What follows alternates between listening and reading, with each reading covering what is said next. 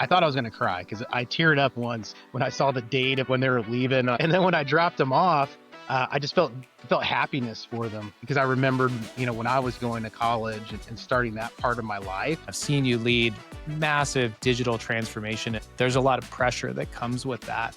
How did you manage to carve out time and maintain those boundaries? There was a period of time that I wasn't taking care of myself. And I was at Buffalo Wild Wings, sitting by myself, stuffing my face with wings and drinking beer by myself. I remember sitting at that bar thinking, is this the kind of guy that you want to be? So I stopped the drinking after work. I started training again. I just fell back in love with jiu-jitsu, and I haven't stopped since. We had lost, and my son probably had a rough game, and he asked to not ride with me. And man, that hit me hard. Right. And that for me, I changed. I'd get in the car and say, hey, I loved watching you play today. You gave them support and safety. That's really, I think, the foundation of any type of human connection, whether it's with your kids or with your team at work. Mistakes happen. What we have to do is make sure we recover quickly. Let's make sure it doesn't happen again. Welcome to CEOs and ABCs, real stories from execs who lead at work and show up at home. Career moves, parenting wins, and fails, and everything in between. I'm your host, Kevin Rice. Here's today's episode. Today on CEOs and ABCs, I'm sitting down with Chris Andrews, Chief Information and Digital Officer at European Wax Center. Chris is an accomplished technology leader who's led transformational initiatives in his career at household name multi-unit brands like Payway, Smoothie King, and Unleash Brands. Chris opens up about dropping his twins off at college and feeling joy, not tears, the routines that keep him calm under pressure, like jiu-jitsu, the car ride lessons from coaching youth sports, and how that changed who he is and how he parents, and why investing in people beats being the smartest person in the room. If you're trying to grow in your career without missing out on the family moments that matter most, you're going to love this episode. My guest today is Chris Andrews. Chris, thank you so much for being here. Yeah, thanks for having me. Appreciate it. It's great to see you. You have had a pretty big milestone in your life and family life recently. Your kids are now off to college. How did you kind of make the most of your time before they left? Well, I took them on a real big, great trip to Europe. So we did Italy and Greece. I took 2 weeks off and told them it was going to be like the trip of a lifetime before I have to kick them out of my house. Amazing. How was it? What was the highlights? I tell you what, Italy was awesome. Loved the food.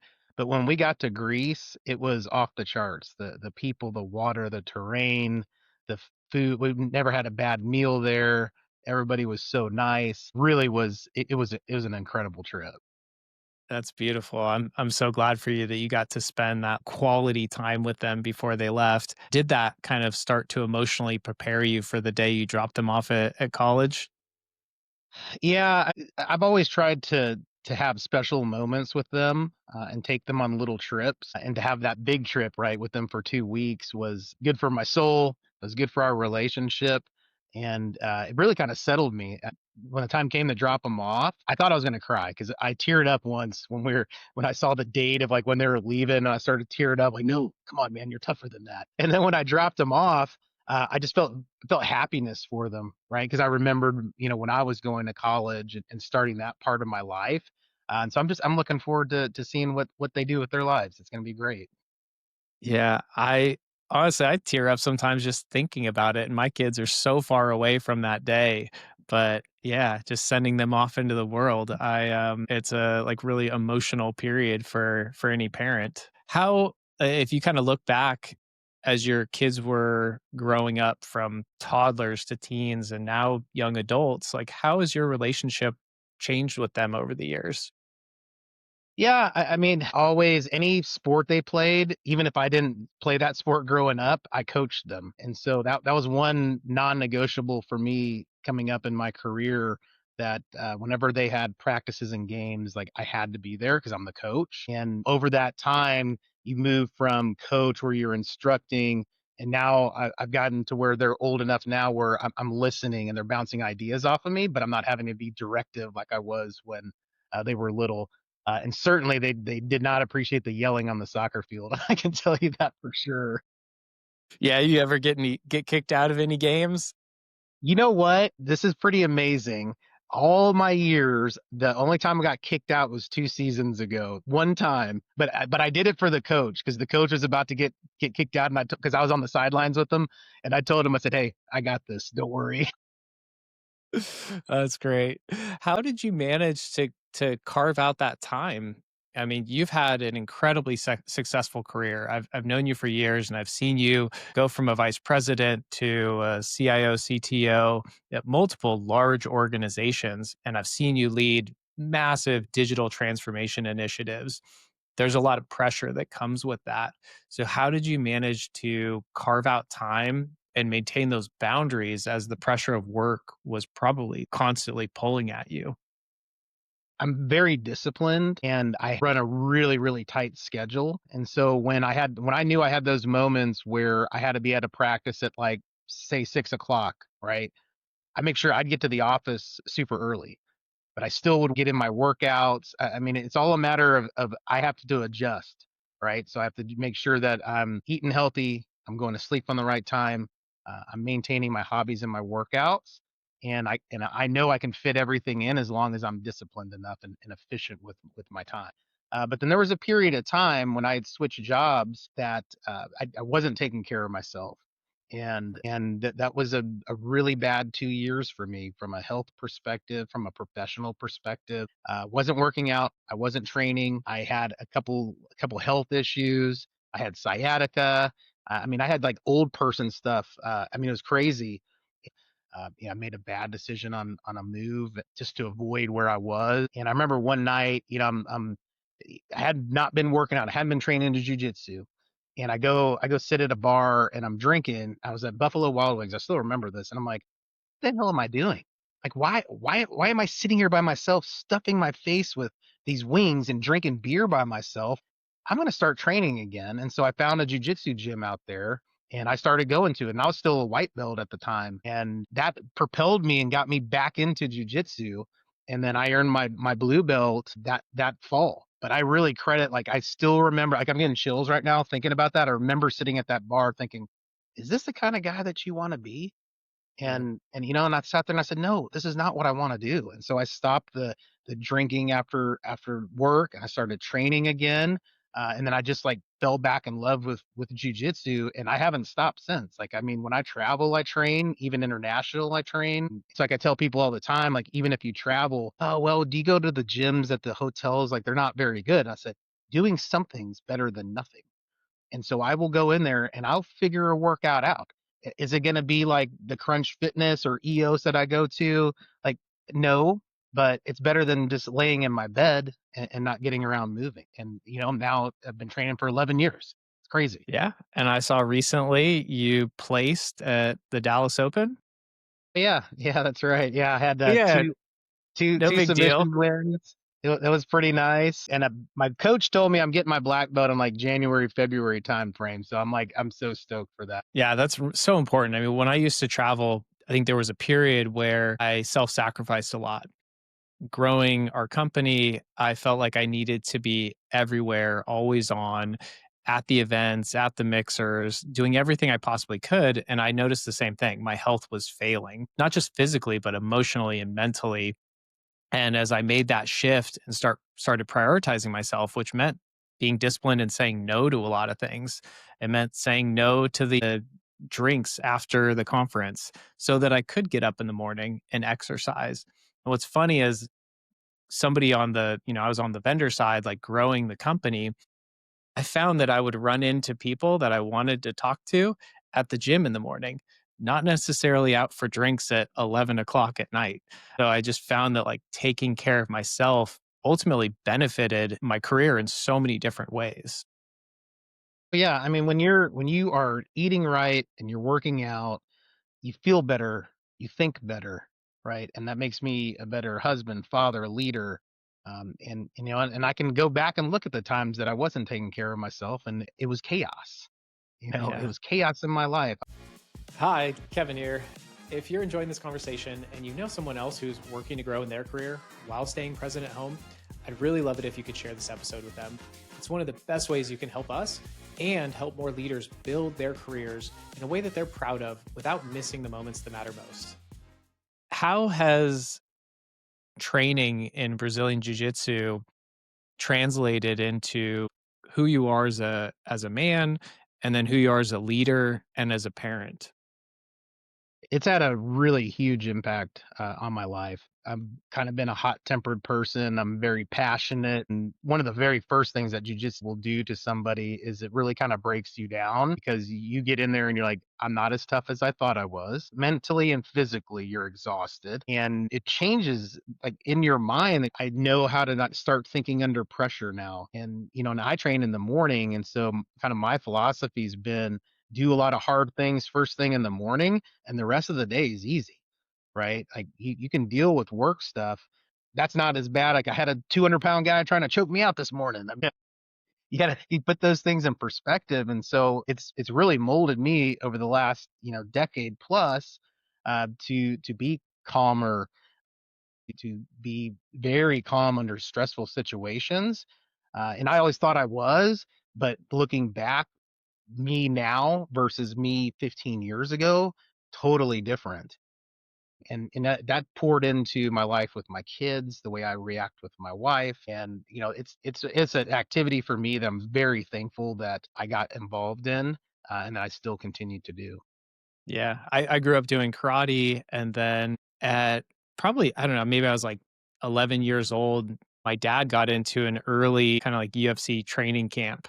And so I was around guys from the very early days of UFC, like Don Fry, Dan Severn. And I just remember like seeing how hard these guys would train, and I was just a little kid rolling on the mats. And I think that left such a big impression upon me. I didn't necessarily pursue it for the rest of my life, but it was like foundational. Learned so many lessons in those early days. How do you think you've evolved as a leader over the course of your career? Like some of the values and approaches you're sharing now, I think that is very aspirational. It's what we all want to be. Were you always that way? Was this an evolution? Would you have been described differently earlier in your career than you would be described today? For 100%. And so I mentioned after, so On the Border was my first leadership role, and I was there for 5 years. And it's funny because I told my boss there at the time, I'm like, man, you're crazy for hiring me there. I'd never run my own shop. I'd been in the restaurant industry for like 3 months. I'm like, and you expected me to carve this out from Brinker? Like, you're crazy, dude. And I'm so thankful that he gave me that opportunity. And I'm actually back working with him again. So he's the CEO of European Wax Center. He made a big impact on my life. But, I was still pretty young. I was 34 when I was running a shop for the first time, which was kind of crazy. A lot of that I was just trying to do by instinct, trying to use, what I'd learned from my dad, because I was very fortunate to have that in my teen years, getting to see how to run a business.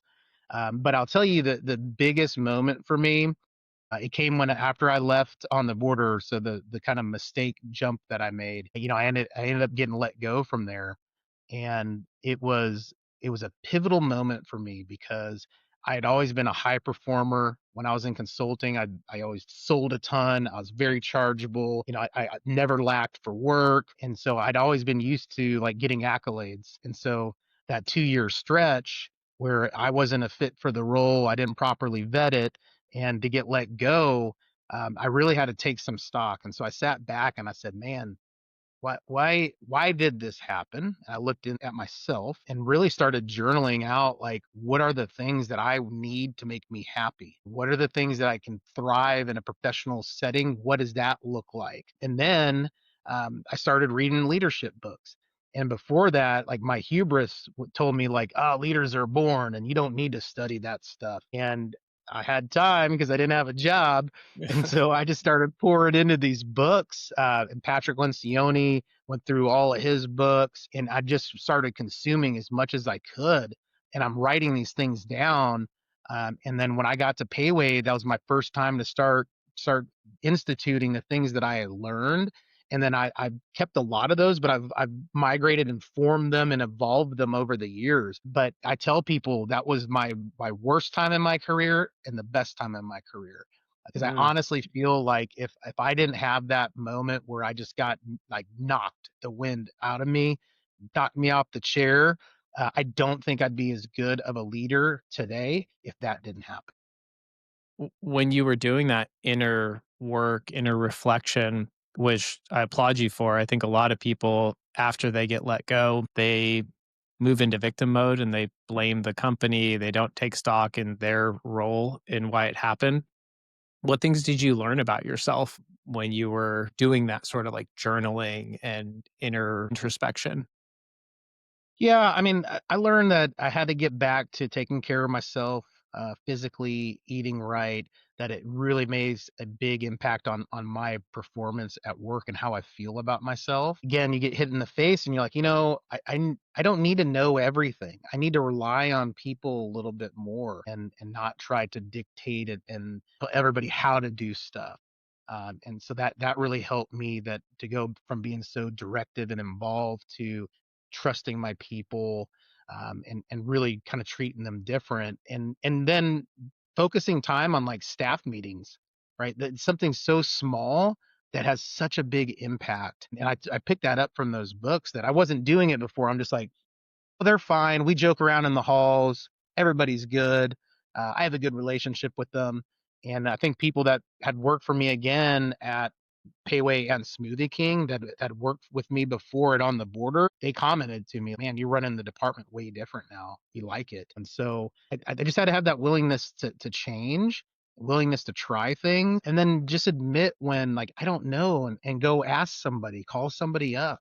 I just called a friend of mine the other day. He's been in multi-unit longer than me, and I said, "Hey, I just want to bounce the situation off of you, and give me your feedback, because people are kind of telling me that I'm wrong. I kind of don't feel like I'm wrong, and I just need a voice of reason."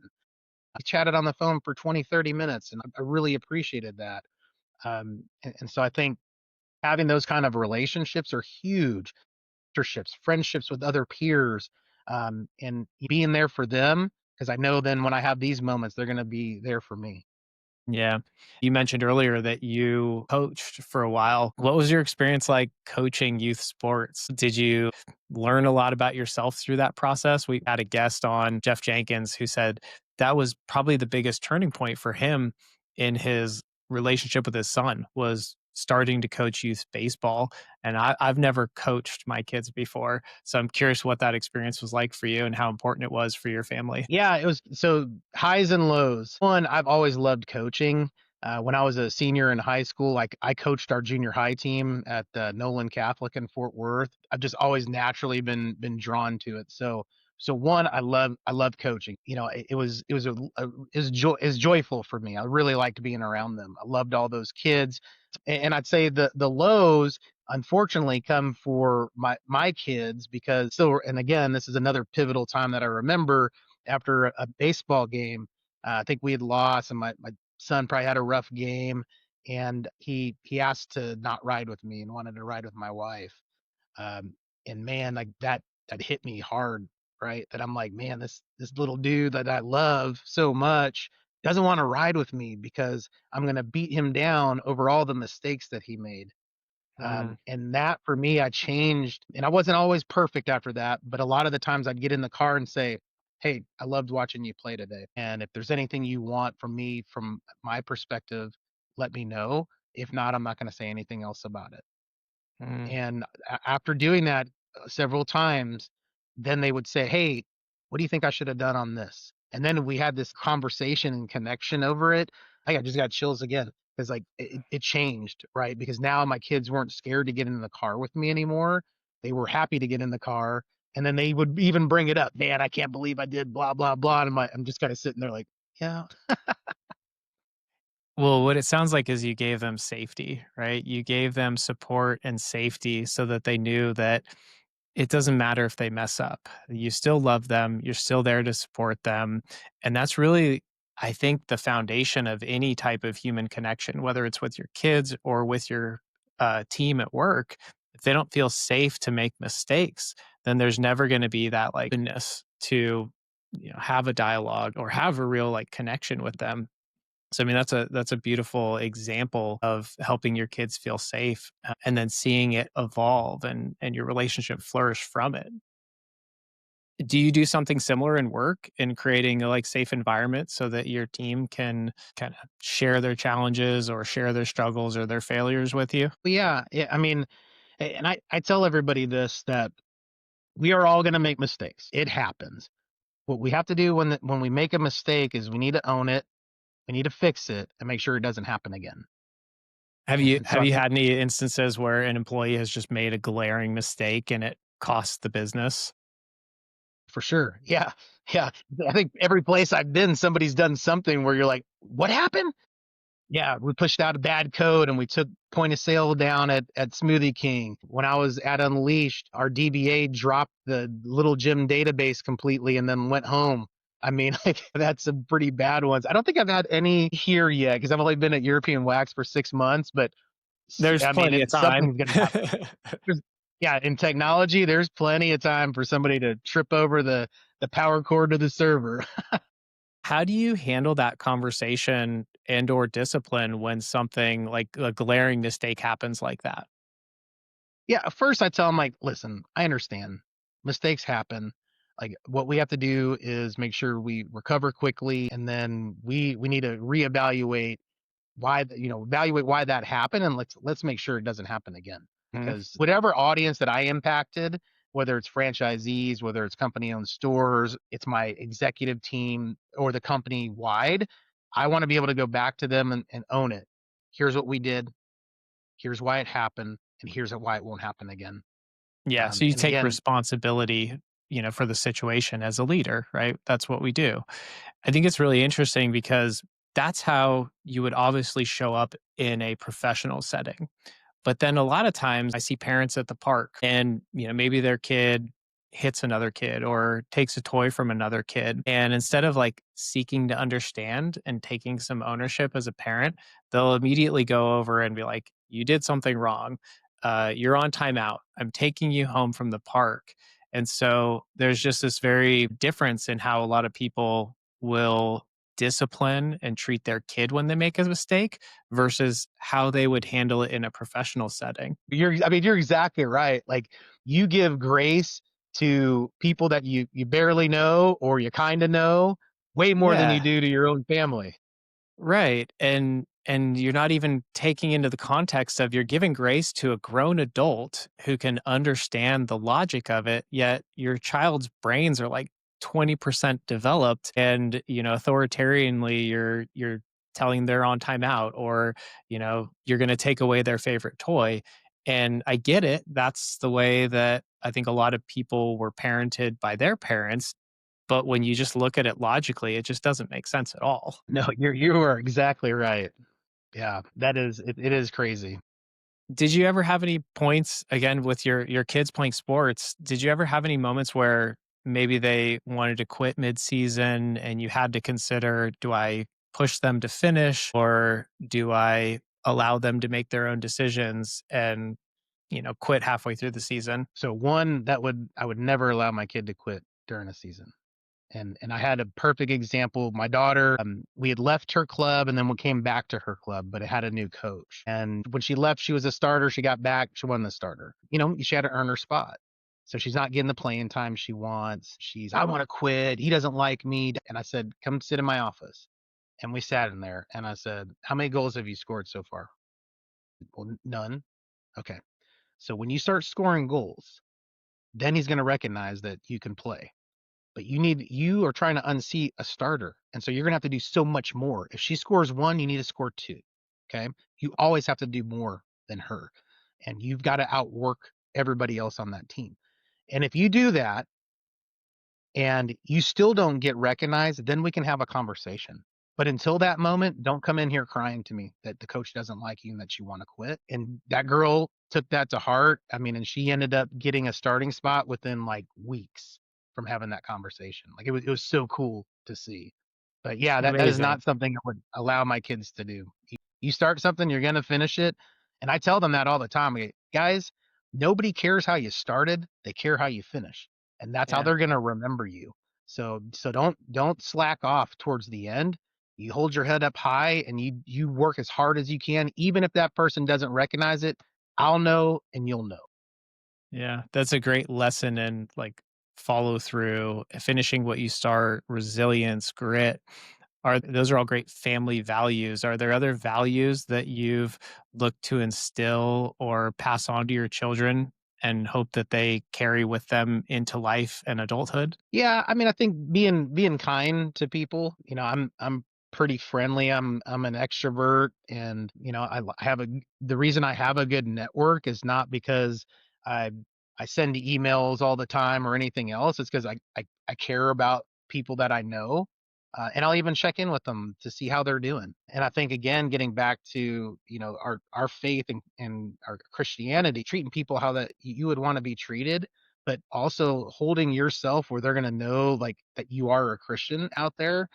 And honestly, like that's something that I've struggled with between work and personal life over the years. And I went through a big period where I didn't talk about my faith and I didn't talk about church, and shame on me for not doing that.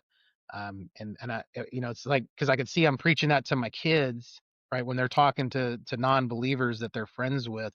I'm like, well, I'm not even doing that. Like that was convicting. Yeah, I think it is interesting how it's such a taboo to talk about kind of like politics and religion or faith as just something that's not really talked about in the corporate world. And I'd go as far to say for a lot of men, they don't really talk about this concept of parenting either. It seems to be more of a common discussion among women leaders where they talk about how hard it is to be a mother and juggle career, but it doesn't seem to be a topic of conversation among men about like the struggle of balancing like ambitious careers with also being a good parent. But it sounds like you have a lot of great values that you have helped share with your kids, and like I said, they will take on with them as they go through college and into their adult life. I sure hope so. I'm looking forward to it. um, and when you were evolving in your leadership role, it sounds like you put in some kind of rituals in place and routines with staff meetings, probably one-on-ones. Did you have any sort of similar like rituals or routines in your family life that helped you strengthen your connection with your children and your wife? Yeah, I mean, prioritizing church for us is a big thing. And it's hard when the kids are doing sports, and so sometimes even if the schedule was tough, like, hey, we're going to sit on the couch and watch church. We may not go to church today, but we're going to watch it. And I know that's not always the right thing for us. Like having that spiritual connection is huge. And then for me, being there for my kids and not missing stuff. Right. Even when they got so good that I couldn't coach them anymore, being there and showing up. And then the kids and I have a special bond with watching soccer. And so we're big Liverpool supporters. When my kids are like 5 or 6, I'd bring them to the pub where they play the Liverpool matches. And so we'd be there like 6 in the morning, and my wife's like, "You're taking our kids to a pub?" I'm like, "Well, I mean, they're not drinking; they're just gonna watch a soccer game." That's great. I love how you were able to maintain your relationship as a family through like common interests, but also then having it kind of grounded in that weekly ritual of your spirituality. I think having routines in your family life really helps strengthen connection just as much as it does in a corporate setting. So it's kind of speaking of that as like as you think about your work career, you've gone from some major brands like Payway and Smoothie King, Unleash Brands, which has a collection of really fun family brands, and now you're at European Wax Center. Kind of what does the pressure look like as a C-level executive at these kind of brands? You mentioned some of the ways you manage that pressure, but like how do you manage to not carry that stress and pressure with you into your home life? Yeah, it's tough. I mean, because the spotlight is always on you, right? You have investors, you have your other executive team members, and then I've been doing franchising now exclusively for the last 6, 7 years. So I have like hundreds of bosses out there, and so it's tough. But for me, I compartmentalize a lot of what I have from a work stress perspective to make sure that I don't bring it in the home.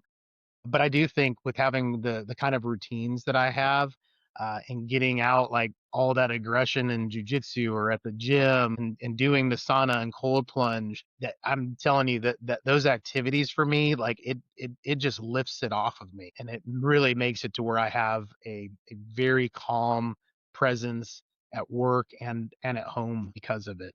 But it's hard, and listen, even though the last 5 years have been great for me from a working out and taking care of myself perspective, like I still have moments, right, or stretches of time when you have, high stress going on, projects not going well, platforms down, can't take payments, whatever it is. It's hard, right? I mean, but that's why I'm in the position that I'm in, and Yeah. that I can't crack, and I need to lead by example for the rest of my team. Like, calm down, guys. We're gonna work through this.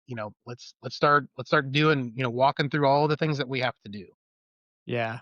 And have there been moments where like the tug really pulled you away from things that you wanted to do in your personal life? Sure. I mean, there's times when, especially if you have an outage, it'd be easy for me, I think, maybe at my level to say, oh, okay, I'm just going to let my VP and my managers handle this. And we had a major outage when I was here. We had one that was 8 hours, and I stayed on that call with those guys all day, and then I was taking calls up until 8, 9 o'clock at night. And so I had to sacrifice time with my family that night. But in that instance, like I needed to be there for my team. I needed to lead by example, and it would have been real easy to say, okay, well, guys, just give me an update. Let me know later. But I stayed there kind of shoulder to shoulder with them. Yeah. I've certainly been there myself. Late nights, long hours, kind of doing what it takes. I noticed for me, it started to get too frequent where it wasn't a occasional thing. It was consistent long hours, lots of travel. Almost every night was a deadline and I was up working late. And I noticed that I was starting to miss too many commitments with my kids. Did you ever have periods where work was intruding too much on your family and you like missed anything that you really wanted to be a part of? And if so, how did you like repair with your family and kind of reset? Yeah, thankfully those times for me was like really early, so I don't think the kids remember all that much. I was consulting when they were real little. I went back to grad school when they were babies, and then I took on the job at On the Border. That was probably the time that I was like, it was tough. But you know what and I'm going to age myself with this too. If you can't tell with all the white hair, but I'd get on Skype and I'd have my wife Skype with the kids in the morning because I used to get to the office at like 5 in the morning because I was going to work out, get to my desk by 6, and then I had to leave at 4 or 5 because I was going to night school, and I would get home at 9 or 10 o'clock at night. So I mean, there was a season in my life where I didn't see them wake up and I wouldn't see them go to bed. But I would see them on the computer and I get on Skype and I'm like, hey guys, love you. Sorry I can't be there. Daddy's just really busy right now, but this weekend we're gonna do X or whatever it is. Mm, And so again, I'm thankful for me that they're so small, like they probably don't even remember that. I remember it. But I still made sure I was intentional with they see my face and I see them, even though I couldn't be there in person. yeah. I can relate to that. I think my kids were pretty young during my heaviest work periods. And so now they don't know me in that way. I don't think they really even remember all of the travel and the late nights. And because I was able to take some time off and do a real reset on me and how I wanted to create a career that had more synergy and balance with my personal life. Now, they know we have certain periods of the day that we're together. We have rituals that we do consistently to build our connection. And yeah, like ultimately as a ambitious leader, there's going to be periods in our life where there's more workload than not. But I think like how you repair and how you reset into more of a balanced approach is the key. Yeah, I mean, and two, recognizing if it's a season or is this the new norm. Yeah. That's a really really important thing, right? I mean, when you start getting to upper levels, the responsibility, the pay, the pressure, all of that comes with it. But you have to recognize, hey, I think that is this a season or this is my new norm now. And like when it's a new norm, that's when you have to step back and say, man, I need to make some changes. Right, absolutely. That's a great criteria to check in after a few months of like high stress, long hours, taking stock and kind of being honest with yourself about like, if I continue down this path, what is that life going to look like versus do I need to actually make a change here? But yeah, yeah, 100%. And as you were going through that career evolution, did you have a similar evolution as a parent and in your family life? For sure. Yeah. I mean, I think when things are chaotic at work, they're gonna be chaotic at home and vice versa. Right. I mean, because I don't know if there's a real work-life balance. It's more like work-life synergy. And everything is so intertwined now, especially with the way technology is, that yeah, I had to make those adjustments. And I think my wife and kids would probably say at the time that I was at that other job that I was more stressed out and more like quick to get angry, and things that you're not proud of as a parent when you look back on it, like, man, I wish I hadn't said that, or wish I hadn't done that. But if you can learn from it and move forward and correct it, then I mean, that's all you can do. Yeah, I think the repair is really important, both in career and at home. How you show up when you have done something that you kind of regret, or you feel like you could have shown up better as a leader or a parent, and then making those adjustments moving forward. When you look back across your CIO journey, what like leadership lessons have shaped you the most, both as an executive, as a person, and a parent? Yeah, I think and I got this lesson from my current boss. So mind you, I came out of consulting where you have to pretend that you're the smartest guy and you know everything. And we were sitting in a meeting once, and he was CFO back then, and the guy's up talking about something, and he just put his hand up like, I don't understand what you're saying. Like, can you explain that, please? And I was like, "We're allowed to do that? I'm allowed to say that I don't know something?" Like, that was eye-opening for me, because I really felt like going into when I was at On the Border, I felt like, "Man, I need to know everything. Like, I need to be the expert in all of this." And then talking, I saw that modeled for me. I was very fortunate to get in to a servant leadership group, and these guys were all pretty seasoned CIOs, and like, I'm the 34-year-old whippersnapper in there not knowing what the heck I'm doing and probably shouldn't even been in charge. But I was so fortunate to have those guys pour into me, and be there for me, and I could ask them these questions because I had to navigate so much stuff that I'd never had to deal with before. And so I think that's a huge lesson, is getting your network in, recognizing that you don't need to know everything and you don't need to do everything either. Like, why do you hire people? You hire people that are experts at their job. And so I can't be an expert for everybody in my department. I'm not that good and I'm not that smart, right? But I can be there to support them. For others who maybe are earlier in their career and they aspire to the kind of roles that you've had in your career, do you have any advice for them on advancing through the levels to get up to the C-suite? Yeah, so a couple of things. I think one, make sure you have a good network and get as involved as you can, and meet people from different industries and different companies. That's gonna be huge, having a good network. The second piece is don't be afraid to take risk. I have taken risk time and time again in my career. Again, I said earlier that my boss never should have hired me at On the Border. Like, I should have never taken that job. It was a bare asset sale. There was no department. I was number one. I had to hire everybody new, and we had to put a new point of sale system, a new network, a new phones. I mean, it was everything we had to redo within just a little over a year. And I look back at that, I said, "Gosh, man, I was crazy to take that kind of job." And I think that's what holds a lot of people back, is one, not believing in themselves, and two, being too risk adverse. Go Hmm. do it. What's the worst that's going to happen, right?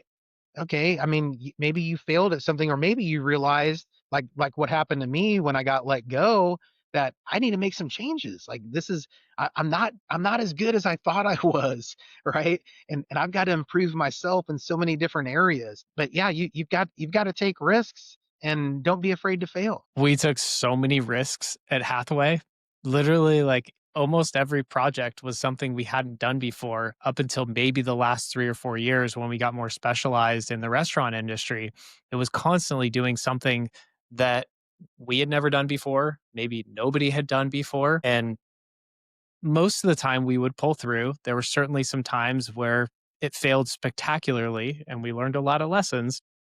But yeah, if we had said, well, we've never done that before, what gives us the right to do this? We would have never continued to advance as a company. And I think it's the same in a professional career. You have to stretch yourself and you have to try new things. And yeah, there might be some spectacular fails, but hopefully you can learn from it. And then there's going to be a lot of wins along the way. And I think that's really the only way that you're going to continue to move up into the role that you aspire to have. Yeah, 100%. I mean, I got that job at Payway because of what I did at On the Border. They were doing the exact same thing. I remember messaging this guy. I wasn't happy where I was. I get let go. I'm on LinkedIn and I just happen to see this posting. So I respond to the guy, what's this about? And he tells me, and I'm like, listen, dude, I just did that in 2010. I can bring the team, like they'll work with me again and I can give you references. Like we killed it over there. And so like he had messaged me back and like I had to pester that guy. And then when I got in there, they're like, "Oh my gosh, why have we not seen you sooner?" And I'm like, "Because your recruiter like didn't get me in here fast enough, you know." But yeah, it was great. But if I hadn't taken that risk, I probably wouldn't have gotten that payway job. And I'd been interviewing for a CIO position in Atlanta. Like I could have uprooted my family and moved them to Atlanta. So I mean, all of those things together, I mean, it was the building blocks. Yeah, a lot of the lessons we learn in our leadership evolution either parallel or they are strikingly similar to how we grow as a, leader of our family and as a parent. What lessons kind of stand out to you that really shaped you as a father? Yeah, I mean, I think one, we talked a little bit about the grace factor, and then me wanting to be my authentic self at the office and at home. And when I was able to get all of that right and get it together, it paid dividends with how I interacted with my kids and with my wife.